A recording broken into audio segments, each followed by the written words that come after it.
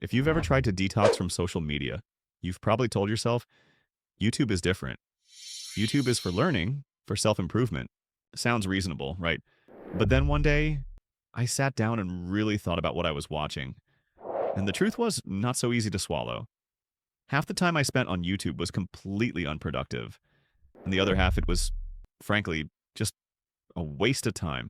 I realized this not through some epiphany moment, but after a series of mindless evenings of YouTube scrolling, the kind where I intended to watch a little bit and then go to bed. And then 3 hours later, I was still watching someone make giant loaves of banana bread in a wood-fired oven in Canada. And I thought, what the hell did I just watch? So I decided to do what I'd been avoiding. Take a break from YouTube. Not because I hated it, but because I needed to regain control. But after a few days, I was faced with another truth. Cutting it off completely was not possible.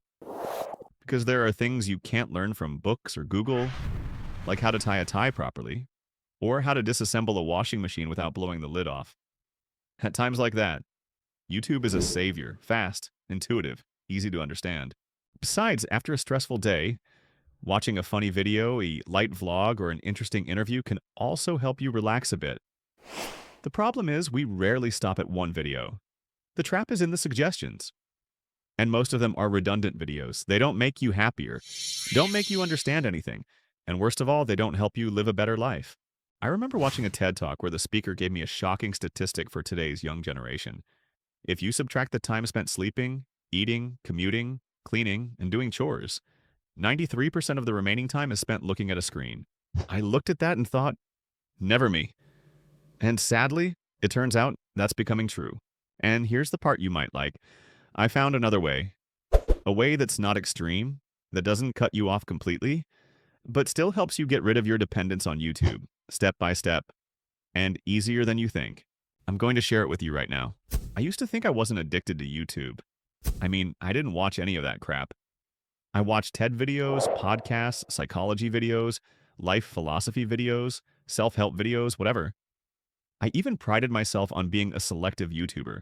But then one day, I opened the YouTube homepage. I didn't click on anything, just look. And I asked myself, if I didn't click on any of these videos, would I be missing something in my life? Of course, the answer was no, absolutely not. I realized a bitter truth: most of those videos seemed useful. They didn't actually change anything.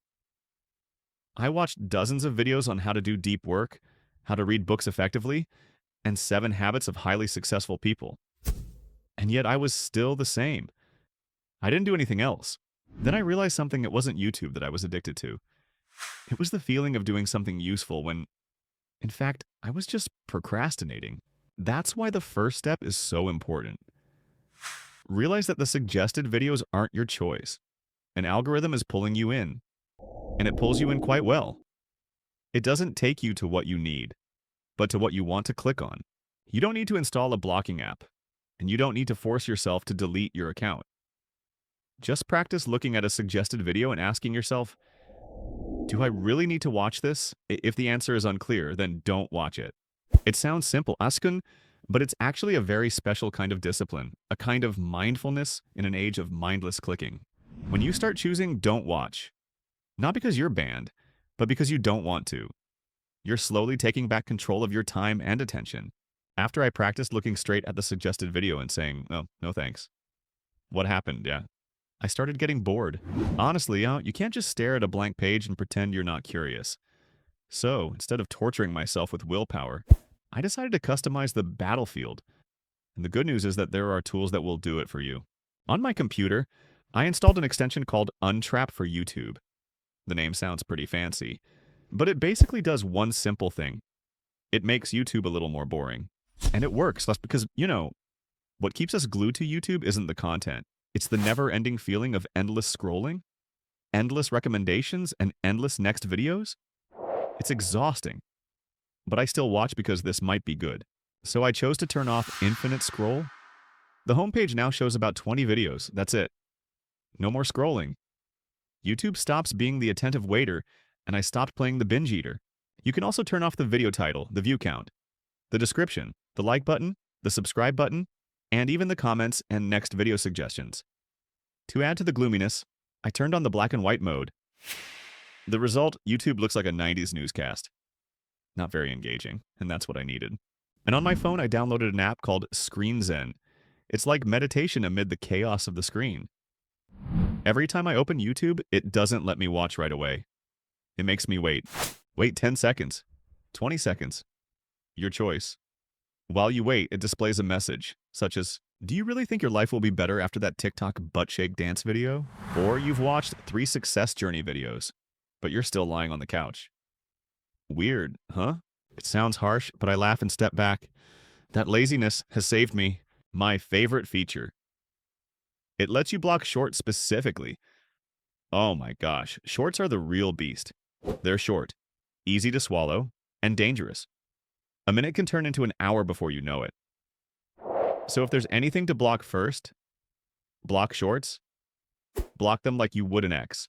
After breaking the curse of YouTube's recommendation algorithm, I suddenly discovered something. Oh my gosh, I have a lot of free time before. I kept saying, I'm too busy, I don't have time to read books, and I don't have time to exercise. But in fact, I was just busy watching meaningless things. This was the pivotal moment I had to decide what to do with that new empty space. First plan. Read books?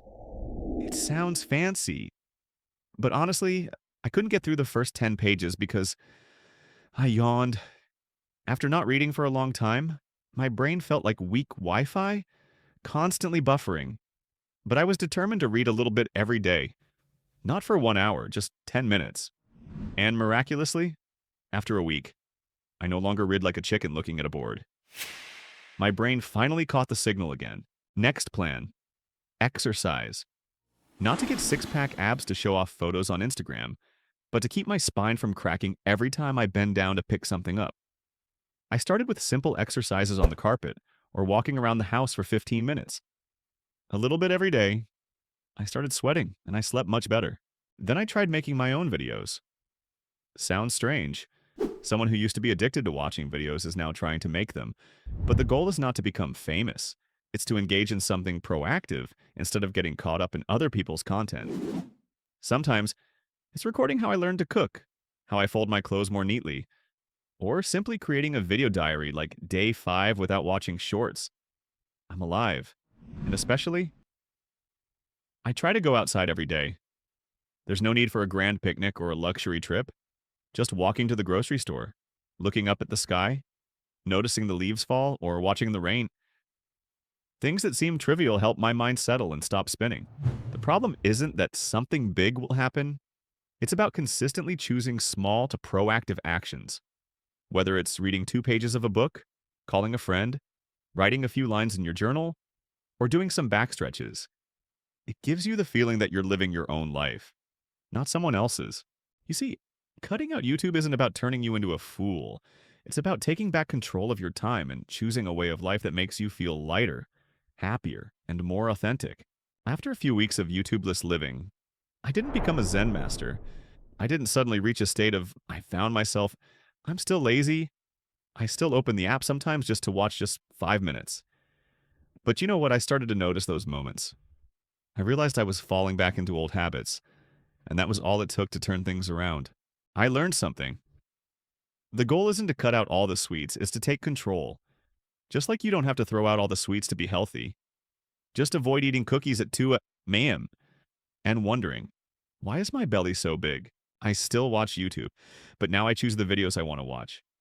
I don't let the app choose for me. I watch with purpose, whether it's a TED Talk I genuinely want to learn from, or a recipe I'm about to use. No more background videos playing while I eat or scrolling through TikTok in a side tab. No more watching for fun and then feeling tired. I have started to enjoy the little things again. A meal without the noise from my phone. An evening of reading without feeling immediately sleepy. The feeling of being outside, breathing, and living slowly. A moment of silence not filled with algorithmic noise. And if you're tired of being unfocused, wasting time, or addicted to the screen, trust me, you're not alone. We've all been there or are currently experiencing it. But the good news is you don't need a dramatic transformation. You just need a slight turn of the wheel. You don't need to uninstall YouTube, throw away your phone, or become a hermit in the woods. Just start small, know what you're watching and why. If a video doesn't help you learn something, doesn't make you happier, or doesn't bring you more peace, well, then it's probably not worth pressing play. Remember, life isn't long enough to watch everything, but it's long enough to choose the right things to watch. And if you're watching this video, congratulations. You've spent your time. Well, life doesn't wait for you to be perfect to begin. It just requires you to stop for a moment, be a little more mindful, and be true to yourself one day at a time, one choice at a time. Now I turn off YouTube and get on with your life. You have a whole world waiting for you.